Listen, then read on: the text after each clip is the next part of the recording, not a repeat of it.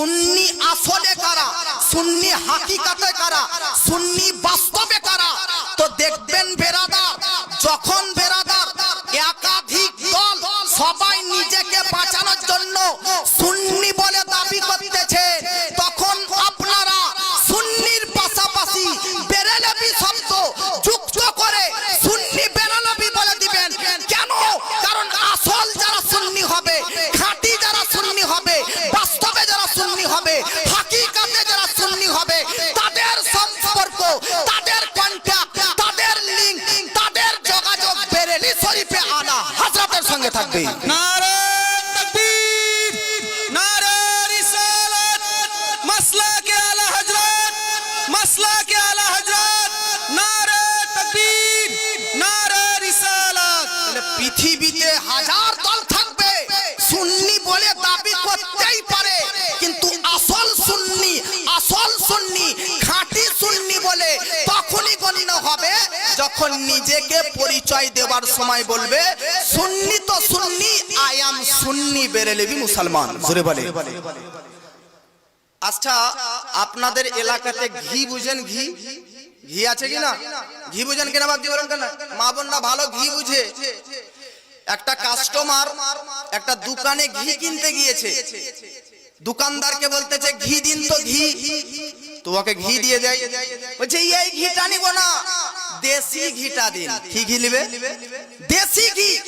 আমি কাস্টমারকে জিজ্ঞাসা করলাম, ভাই ঘি ঘি দেশি শব্দ কেন যুক্ত করলে? তো বলতেছে হুজুর দেখেন এখন নকল যুগ, আধুনিক যুগের মধ্যে নকল জিনিস সব বেরিয়ে যাচ্ছে, তো কিছু ঘি আছে ফ্রেশ ঘি, খাঁটি ঘি, ওটাকেই দেশি যুক্ত করলে প্রমাণ হয় এটা খাঁটি ঘি, ফ্রেশ ঘি। কিন্তু কিছু ঘি আছে ডালডা যুক্ত ঘি, নকল ঘি। ওই নকল ঘি আজকে ডালডা যুক্ত ঘিকে নকল প্রমাণ করার জন্য দেশি শব্দ যুক্ত করা হয়। কথা ঠিক কিনা? তাই আসল আর নকল শব্দের মধ্যে, আসল ঘি আর নকল ঘির মধ্যে পার্থক্য করার জন্য, ডিফারেন্স করার জন্য, তফাৎ করার জন্য একটা শব্দ দেশি শব্দ যেমন যুক্ত করে দিল, নকল আর আসলের মধ্যে পার্থক্য হয়ে গেল। বলে কি হলো না?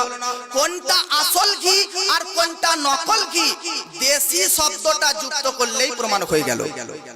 তাহলে আমরা সমাজে চলাকালীন কোনটা আসল আর কোনটা নকল না বুঝতে পারার কারণে কিছু কিছু আধুনিক নিউ নতুন শব্দ যুক্ত করে আসল আর নকলের মধ্যে পার্থক্য, ডিফারেন্স, তফাৎ তৈরি করে দিই।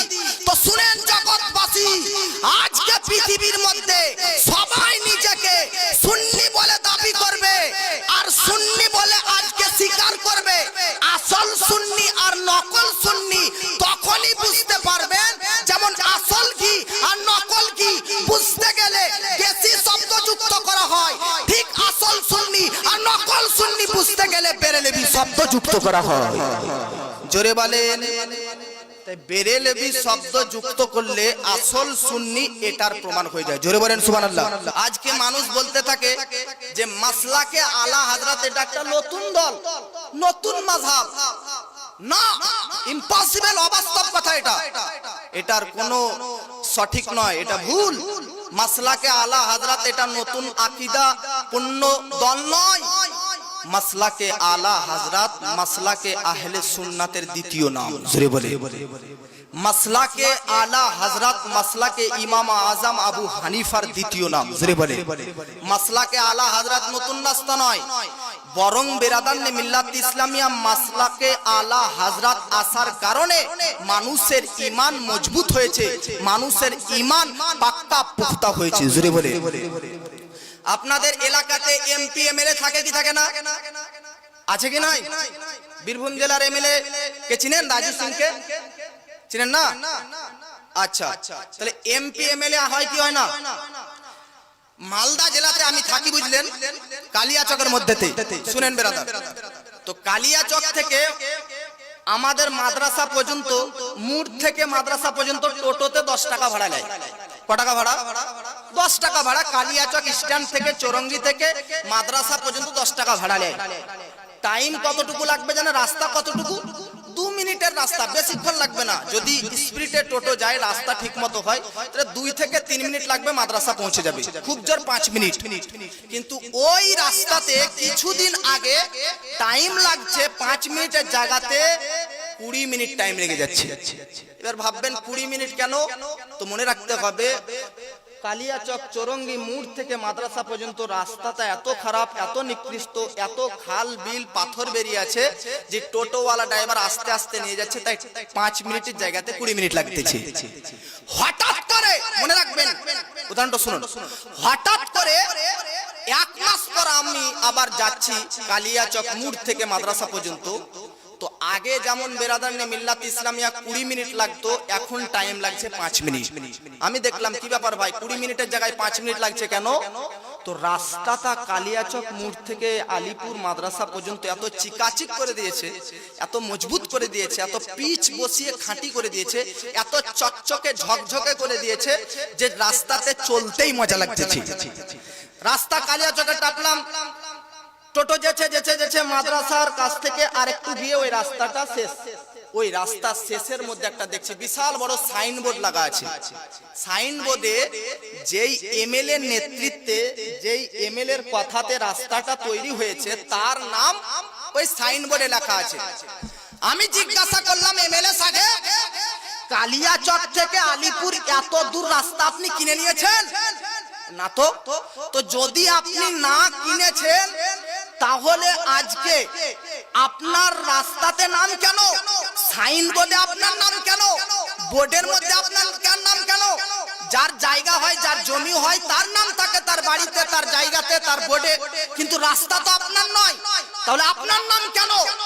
তো এমএলএ সাহেব বলতেছে, হুজুর দেখুন, রাস্তা তো আমার নয়, কিন্তু রাস্তা খাল বিল ঢাপ ঢিপ খারাপ নিকৃষ্ট ছিল।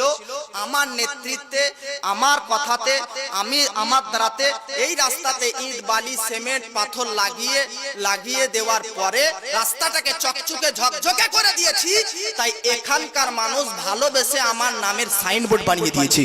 জগৎবাসী, ইসলাম এমন একটা রাস্তা, ইসলাম হচ্ছে একটা রাস্তা, এই রাস্তা নাবির কাছ পর্যন্ত আজকে 1300 বছর পর্যন্ত এই রাস্তা চলে আসতেছে। রাস্তা চকচকে নাবির যুগে ছিল, সাহাবীর যুগে ছিল, তাবিঈর যুগে ছিল, তাবেইনের যুগে ইসলামের এই রাস্তাটা চকচকে ছিল, ঝকঝকে ছিল। যেমনই বেরাদার নাবির ইন্তেকাল হওয়া 1000 বছর পেরিয়ে যায়, তেমন ওই রাস্তার মধ্যেতে দেওবন্দি নামক আজকে দল বেরায়, ওয়াহাবি নামক দল বের হয়, আজকে ফারাজি নামক দল বের হয়, লামাযহাবি নামক দল বের হয়, জামাতি দল বের হয়। এরা বেরিয়ে যাওয়ার পরে কখনো কখনো নবীর ইলমে গায়েবের প্রতি অ্যাটাক করে, কখনো নবীর নূরের প্রতি অ্যাটাক করে, কখনো তারাবি 20 রাকাতের প্রতি অ্যাটাক করে, কখনো হালুয়া রুটির প্রতি অ্যাটাক করে, কখনো চাল্লিশা চাহারমের প্রতি অ্যাটাক করে। অ্যাটাক করতে করতে ইসলামের এই চকচকে ঝকঝকে রাস্তাটাকে খাল বিল করে দিয়েছে, উঁচু নিচু করে দিয়েছে, ঢাক ঢিক করে দিয়েছে। যখন আমার ইমাম আহমদ রাজা খান জন্ম হলো বেরেলির সরজমিনে, তিনি বড় হলেন, দেখতেছেন বেরাদার ইসলামের এই রাস্তাটা আজকে 1000 বছর ধরে চকচকে ঝকঝকে মজবুত হয়ে আসতেছিল। হঠাৎ করে এই ওয়াহাবি দেওবন্দিরা এই রাস্তায় চলে কখনো নবীর প্রতি, কখনো ওলির প্রতি, কখনো বুজুর্গানে দিনদের প্রতি, কখনো আজকে রসুলদের প্রতি, কখনো ফারিস্তার প্রতি, কখনো মুমিনদের প্রতি খারাপ বিদ্বেষ রেখে রেখে, কুমন্ত্রণা রেখে রেখে, ভ্রান্ত মতবাদ পোষণ করে করে রাস্তাটাকে খাল বিল করে দিয়েছে। তখন আমার ইমাম আহমদ রাজা তানহা ওয়ানলি ওয়ান একাই বেরেলি শরীফের ধরতিতে দাঁড়িয়ে দাঁড়িয়ে যে রাস্তাটাকে ওয়াহাবি নবীর ইলমে গায়েবের প্রতি অ্যাটাক করে খাল বিল উঁচু নিচু করে দিয়েছিল, সেই রাস্তাকে আমার আলা হযরত কখনো কুরআন কখনো হাদিসের দলিল অর্থাৎ ইট পাথরের মতন কুরআন ও হাদিসের দলিল যুক্তি উক্তি দিয়ে ওই রাস্তাটাকে চকচকে করতে আরম্ভ করলেন, ওই রাস্তাটাকে মজবুত করতে আরম্ভ করলেন, ওই রাস্তাটাকে পিচ করতে আরম্ভ করলেন। বোঝাতে চাইছি দেওবন্দি ওয়াহাবিরা ইসলামের এই রাস্তাটাকে ছোট বড় উঁচু নিচু খাল বিল করেছিল ইসলামের কথা বলে বলে। আমার ইমাম আহমদ রাজা আলা হযরত সেই রাস্তাকে কুরআন থেকে, হাদিস থেকে, ইজমা থেকে, কিয়াস থেকে দলিল তুলে তুলে ইট পাথরের ন্যায় ওই রাস্তাতে বসিয়ে দিয়েছিলেন।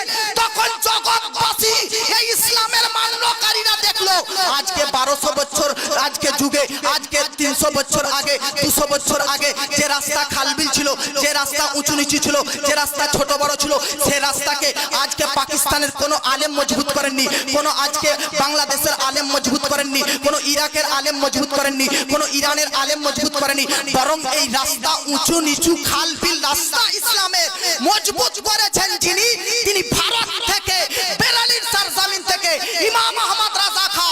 তো যেমন রোড রাস্তা সুন্দর করার কারণে গ্রামবাসী প্রতিবেশী এলাকাবাসীরা তার নামের এমএলএ নামের সাইনবোর্ড বানিয়ে দেয়, তখন ইসলামের একজন সৈনিক হিসাবে আলা হযরত ইসলামের রাস্তাটাকে নীলমে গায়েব নূর হাজারো টপিকের উপর দলিল দিয়ে যখন ইসলামের এই সুন্দর রাস্তাটাকে খাঁটি মজবুত করে দিল, তখন জগৎবাসী এই ইসলামের রাস্তার সামনে মাসলাকে আলা হযরতের বোর্ড লাগিয়ে দিয়ে দিল।